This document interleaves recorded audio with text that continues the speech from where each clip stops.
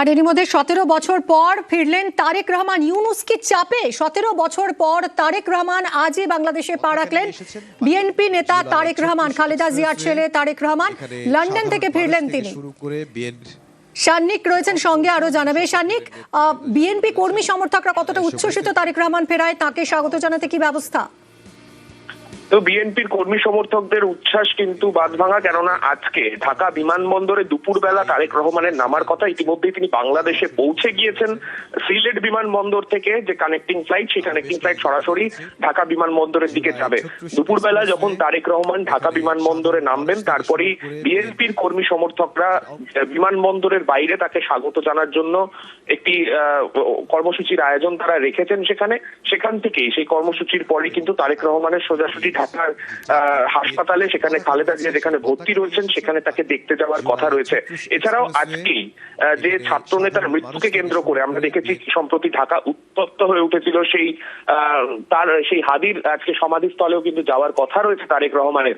যদিও অন্তর্বর্তীকালীন সরকারের তরফে এই যাবতীয় যা কর্মসূচি বা যা রয়েছে সেই সমস্ত কিছুতে উৎসাহ দেয়া হচ্ছে, কিন্তু স্বভাবতই কিন্তু একটা প্রশ্ন পাশাপাশি উঠছে, কেননা ইউনূস সরকার যারা অন্তর্বর্তীকালীন এই সরকারের দায়িত্ব সামলাচ্ছে তাদের কিন্তু যথেষ্ট তারা চাপে, সেই বিষয়টাও কিন্তু আন্তর্জাতিক মহলে যথেষ্ট স্পষ্ট।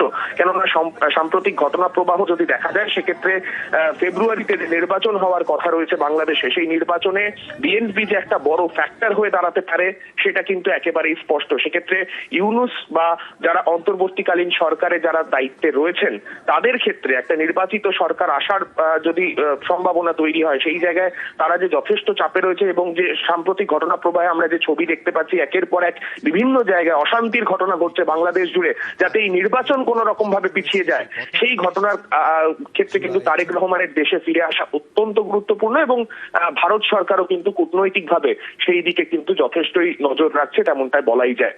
ধন্যবাদ সান্নিক।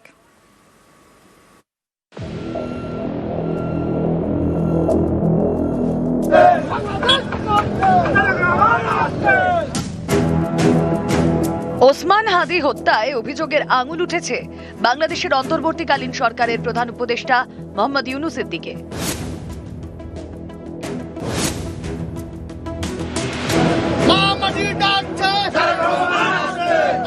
বিদেশে থেকেও গত ১.৫ দশক ধরে বাংলাদেশের অন্যতম প্রধান রাজনৈতিক দল বিএনপির সমস্ত কর্মকাণ্ডে নেতৃত্ব দিয়েছেন।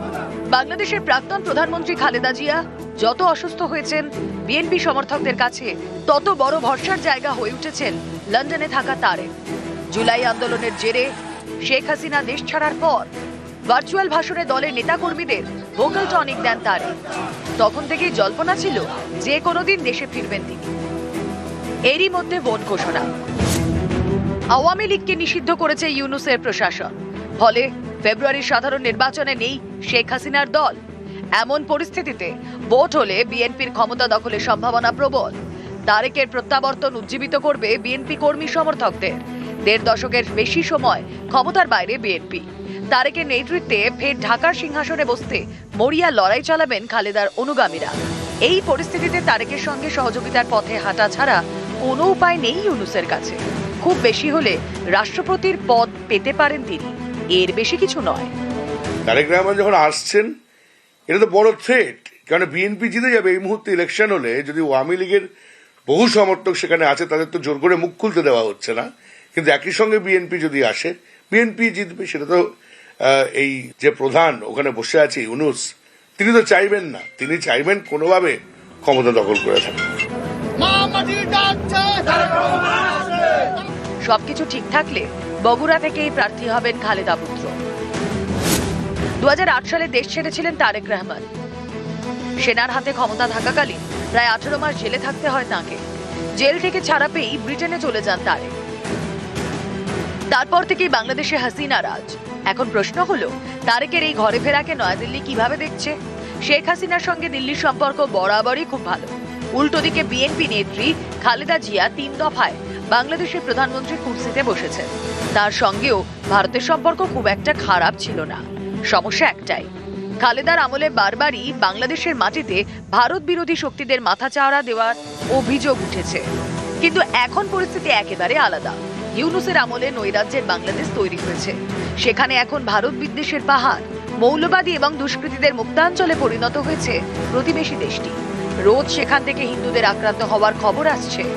এই পরিস্থিতিতে সেখানে কোনো নির্বাচিত এবং দায়িত্বশীল সরকার এলে দিল্লির পক্ষে তাদের সঙ্গে কূটনৈতিক আলোচনার পথে হাঁটার সুযোগ মিলবে। আওয়ামী লীগ যেমন আমাদের সঙ্গে সম্পর্ক ছিল, ঠিক তেমনি বিএনপি যখন এসেছিল ভারত কি তার বিরোধিতা করেছিল? বিএনপি তো দীর্ঘদিন ভারতবর্ষের সঙ্গে তারা সম্পর্কে ছিল এবং বায়োলেটারাল এগ্রিমেন্ট ছিল। তখন তো অন্য কোনো সমস্যা সাময়িকভাবে দেখা দিলেও সেখানে তো তেমন কোনো সমস্যা হয়নি যে দুই দেশের সম্পর্ক তলানিতে এসে ঠেকেছে। নিউজ 18 বাংলা।